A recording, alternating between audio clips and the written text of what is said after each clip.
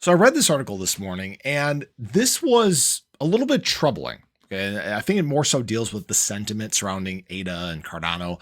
And what we're seeing is that whales are in fact staying strong, but smaller investors are actually kind of nervous and leaving. So what we've seen is obviously we've talked about this climb in these 100,000 or more ADA holders. They're actually the highest they've been since I believe it was February. But during this same period of time, we've actually seen the smaller addresses, ones between 0 to 1,000 tokens, either flatlining or decreasing.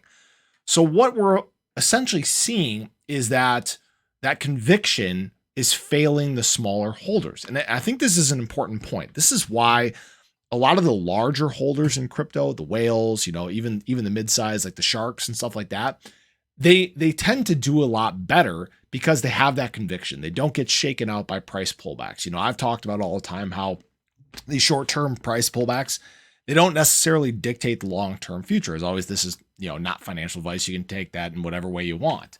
But these times aren't going to breed huge returns unless you get into something that just happens to be, a new launch that just explodes out of nowhere. And that's the point. It's about time in the market over timing the market. Okay. That's why I look more long term. That's why during this time, I'm not selling coins. I'm just continuing to add to my bag. And ADA is one that I think shows huge promise. We obviously know about all these developments that have been made, these huge rollouts that have happened, and that adoption really does take place during bull market cycles. This is the time where really the adoption for crypto is at a minimum. We're not seeing this huge inflow into crypto in terms of capital. It's why market cap is pretty much stagnant, and it'll probably stay stagnant until later this year, next year, Bitcoin halving, when the economy starts to get a little better, when there's actually freed up capital to roll into the space, when inflation starts to ease up.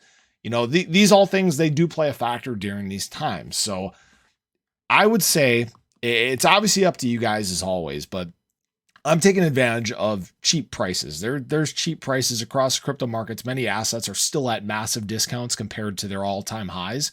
And I see that as opportunity. That's why I continue to add to my bag. I'm not going to say that I'm a whale because I'm not. I'm probably not even considered a shark. I'd have to look at what the numbers are. But, when we look at what Cardano is building, it's something that actually does benefit the crypto space, and things that actually benefit the space, that have more utility, that are dealing with emerging tech, are probably the ones that are going to do really well as this crypto space continues to evolve over this next market cycle, the following one, and into the future. So I appreciate you guys. I'd love to hear your thoughts. I'd love to hear whether you guys are getting a little shaken or whether you're holding strong. So appreciate you guys. Show your love below, and I'll catch you guys in the next one. Take care.